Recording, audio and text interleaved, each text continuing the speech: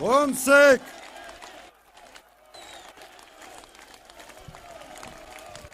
Ենք։ Շնորհակալություն ժողովուրդ ջան։ Միջև այս ամբիոն գալը այնպես ստացվեց, որ սենց համբուրվելով են գալիս եւ այստեղ այնցենց այս կետում իմ գրասենյակի ղեկավարը Բակրատ Միկոյանը ասում է պարոն նախագահ, սարոջկա այդ վրա պամադա կա։ Ասի դու վկա ես, տիկին Բելային կասես, որ ուրիշ բան չի եղել։ Սիրելի հայրենակիցներ, ժողովուրդ ջան, ինչու՞մն է այս ընտրությունների առանձնահատկությունը։ Ես հետևել եմ բոլոր ընտրություններին։ Մի մասին մասնակցել եմ անմիջապես։ Ես չեմ հիշում եւ չի եղել, որ ընտրությունները լինեն պայքար ինքնության, եկեղեցու եւ ազգային արժեքների համար։ Չի եղել նման բան Հայաստանի պատմության մեջ։ Նաեւ չեմ հիշում, որ ընտրությունների հիմնական խոսույթը լիներ պատերազմ, թե խաղաղություն։ Սա յուրահատուկ է։ Եվ այս խոսույթը, այս երևույթը բերել են այս իշխանությունները, տարանջատելով մեր ժողովրդին, մեր պատմությունը, մեր լեռները, եւ սա չի կարող ուղղակի անհետանալ։ Այս մարդիկ մեր ժողովրդին իրար դեմ լրելու, մեր պատմությունը բաժանելու համար պետք է պատասխան տան։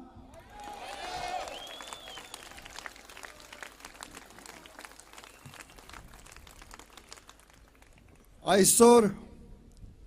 իշխանությունների հիմնական նախընտրական խոստումը դա պատերազմն է։ Սա է ասում, որովհետև ուրիշ ասելիք չունեն, փորձենք հասկանալ, թե ինչ են անում, ինչ են ուզում, եւ ինչի համար է մտցվել այսպիսի խոսույթ մեր ընտրական այս գործընթացի մեջ։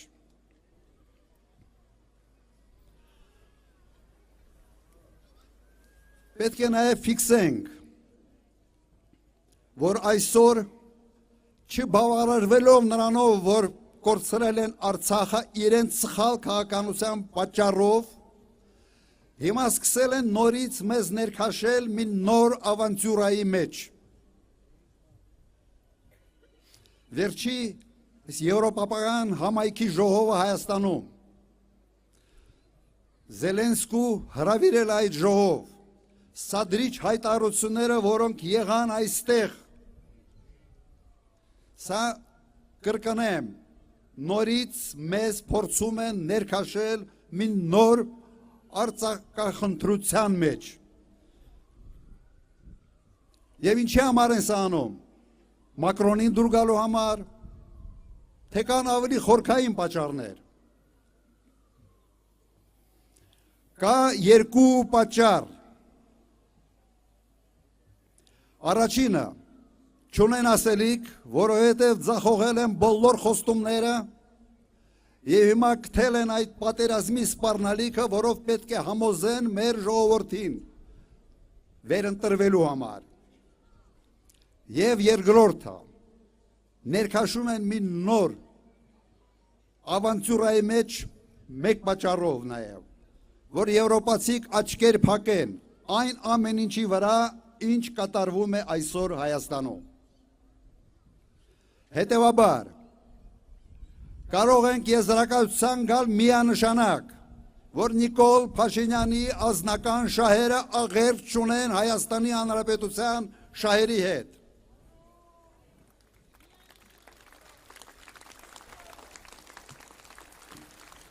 Մենք այս ամեն ինչին ասում ենք ոչ։ Եվ մենք առաջարկում ենք մեր անվտանգության մոդելը։ Ժամանակակից եւ մարտունակ բանակ, ուժեղ առաջնորդ եւ հզոր դաշնակից։ Ուրիշ մոդելներ մարդկությունը դեռ չի հորինել։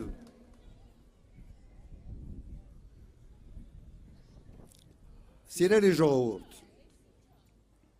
մեզ սպառնում են պատերազմով, բայց կա մի շատ պարզ ճշմարտություն։ Պատերազմը սկսվում է այն ժամանակ, երբ ագրեսորը վստահ է, որ իր հաղթանակի հավանականությունը չափազանց մեծ է։ Այլ պարագայում ոչ մի երկիր երբեք պատերազմ չի սկսում։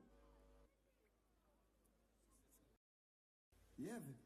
հենց իմ նախագահության ժամանակ Ադրբեջանի համար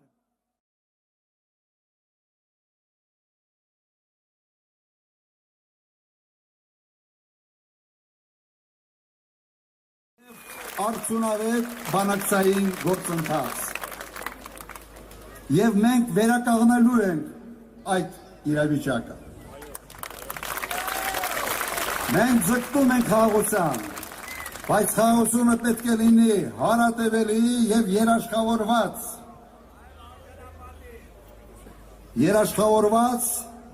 եւ երաշխավորներ պետք է ունենան։ Չի կարող անվանվել խաղաղություն մի իրավիճակ, երբ ամեն ինչ կախված է մեկ մարդու կմաչուկի հետ։ Սա խաղաղություն չի, սա ստորացում է, սա նվաստացում է, եւ մենք թույլ չենք տալու դա։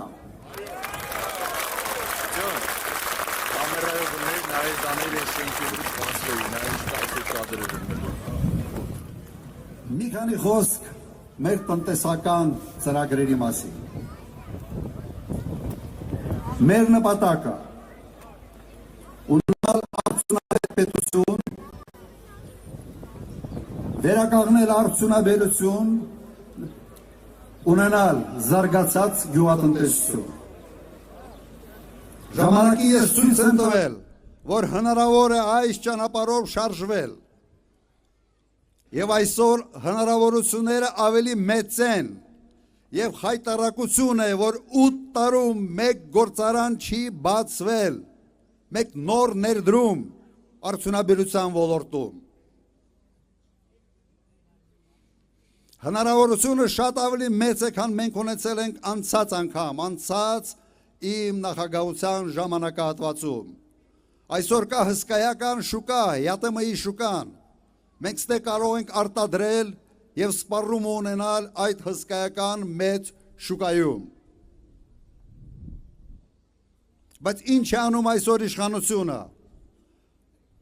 Վտանգի տակ է դնում հենց այդ հնարավորությունը։ Վտանգի տակ է դնում մեր ՀՅՏՄ-ի անդամակցությունը։ Հաշվի չի առնում այն հանգամանքը, որ մեր բնակչության 80%-ի բարեկեցությունը